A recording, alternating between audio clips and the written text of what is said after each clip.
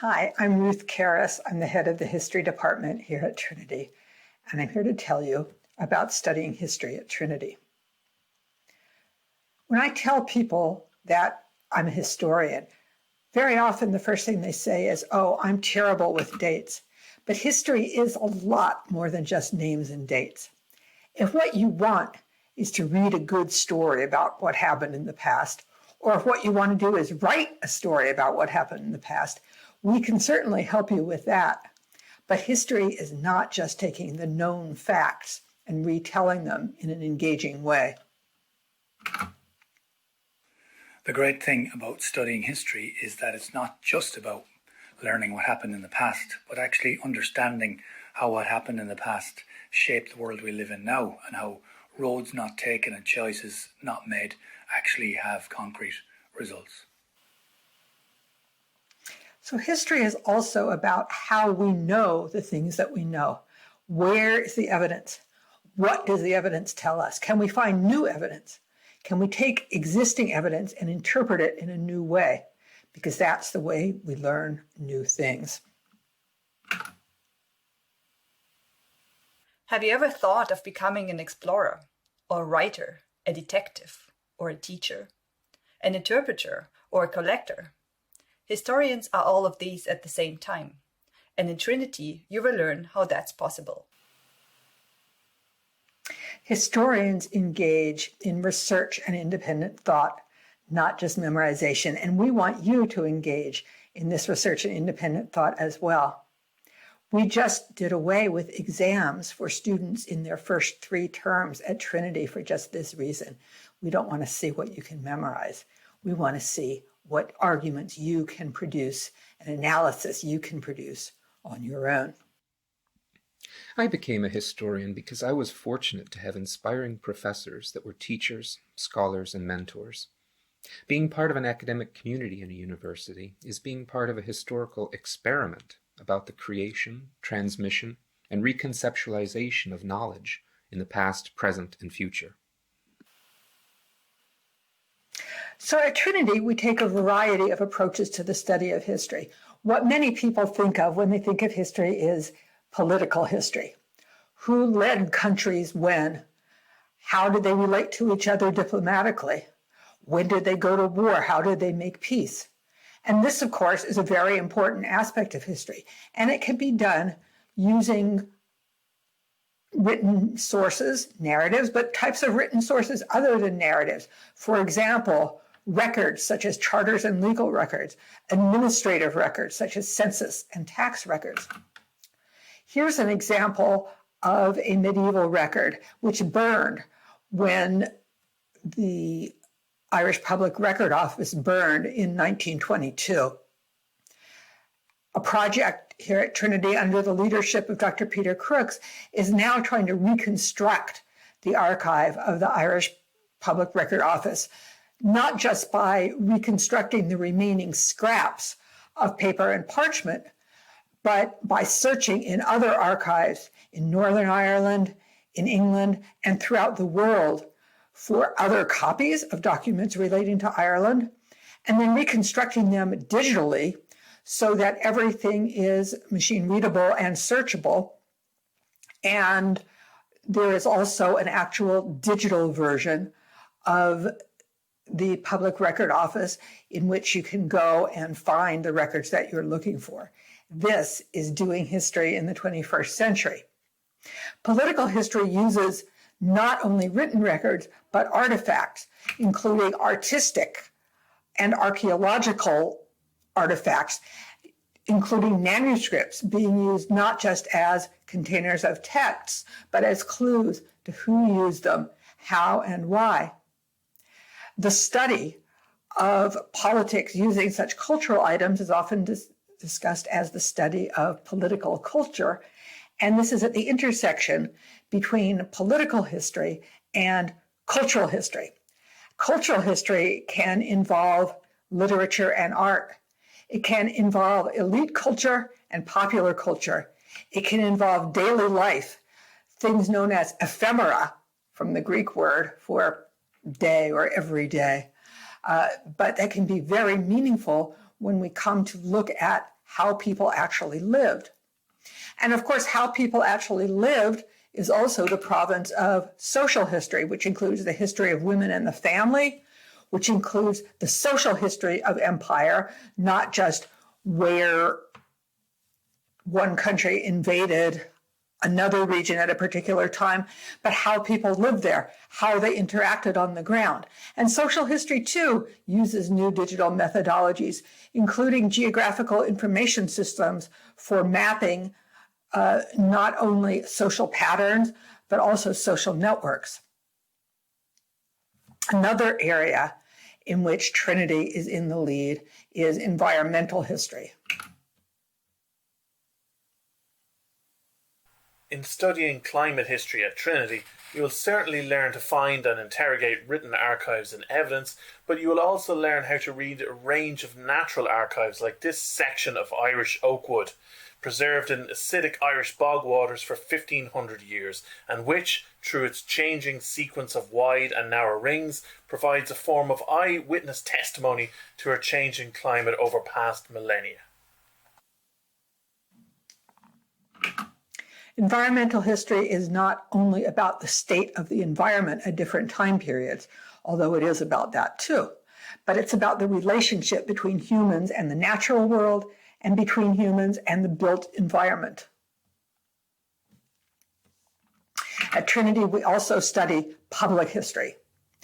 And this is history as practiced not just within the university, but within public institutions such as other museums and archives, public collections, and it's about the relationship of history and memory, and of history and heritage.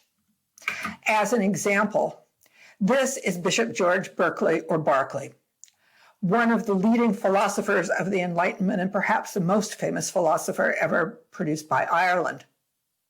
And he is one of the people after whom our libraries here in Trinity are named. Berkeley was also a slaveholder. So what does that mean? How should we commemorate him? Should we commemorate him? Should we judge him by the standards of today? Should we judge him by the standards of his own time? And if judged by the standards of his own time, in fact, did he measure up? These are some of the issues that historians consider. So what does a history course at Trinity look like? I'm going to go through what it would look like if you're studying single honors history. There are many other options as well. You could study 2 subjects, joint honors, history in English, history in Irish, whatever. You could study history and political science, which is a special program in addition to the other joint honors degrees. You can also do history and another subject as a minor, or indeed you can do another subject and do history as a minor. These are the modules that you study in your first year, and these modules are mandated. And it gives you a combination of time periods and of methodologies. So it's not that one module is just a time period and another module is just a methodology. Every one combines learning about the time period you're studying with learning about the process of doing history. In the second year, you have some choices. You choose one of the 10 credit modules, you choose one of the 5 credit modules, you do a group project where a group of students who have signed up for a particular theme work together and choose exactly what their project will be on that theme, work on it all year, and end up with a final presentation. And then you also take a certain number of credits outside of your field of study under the Trinity Education Program, and there's a wide range of choices that you have for these. In your 3rd and 4th year, you will study one in-depth module based on primary sources that goes for the entire year. That's list 1. You'll choose a couple of other modules that are 1 term each. That's list 2. Your module on researching history that prepares you for your dissertation. And again, you have some modules outside of history. And in your final year, you would do, again, list 1 module, list 2 modules, and work on a dissertation, which is your own piece of independent research. So with all these choices, you never know where you're going to go.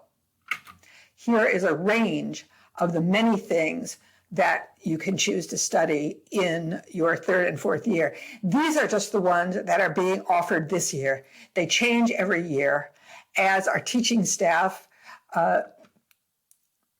finds new interests and designs new modules to demonstrate the breadth of where the field of history is today. I became a historian of China because of a module I took in my first year at university. I had never had any connection to China, but found it so fascinating I wanted to learn more and more about this country and its tumultuous history. So be prepared for your undergraduate degree to change your life. You learn a number of skills at Trinity. One of them is research, which you will do in the library, whether physically present in the library or online via the many resources that Trinity libraries offer. And you may also, especially when you work on your dissertation, your independent research, do research elsewhere to other archives and repositories. The work will get more independent as you go on through your career here. You will also learn skills in historical writing. Most of the writing that you do here will be academic essays, but you'll also learn to write in a variety of other genres that are aligned for particular audiences. So as you have writing assignments in your tutorials, there'll be a number of different kinds of things because people write for a lot of different kinds of purposes and in different kinds of voices for those purposes. In many modules, you'll also develop presentation skills as you do your own research and present to members of your class, or when you do research with your group for your 2nd year group project. And group work will take place both formally and informally throughout your Trinity career. What does a history degree at Trinity prepare you for? Well, most of our students go on to do things besides being historians. Some of them do go on to be historians. They get their PhDs and become professionals. Others become history teachers. But the things that you learn here, research skills, independent and creative thought, teamwork on projects, and the ability to express yourself in speech and writing are important across fields, no matter where you go. Students go into business. They go into the public service. They go into nonprofit organizations. They go all over because history can prepare you with a set of skills with which you can do anything.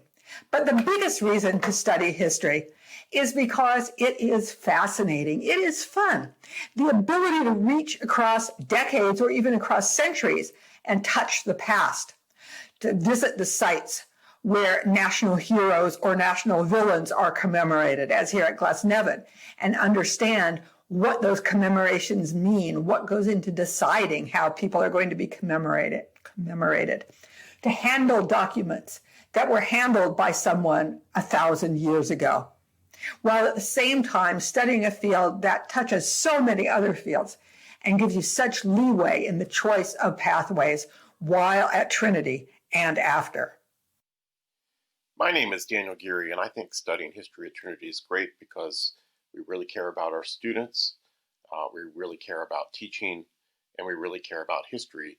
Not only is something that's fascinating to study, but something that's very relevant for understanding our world today.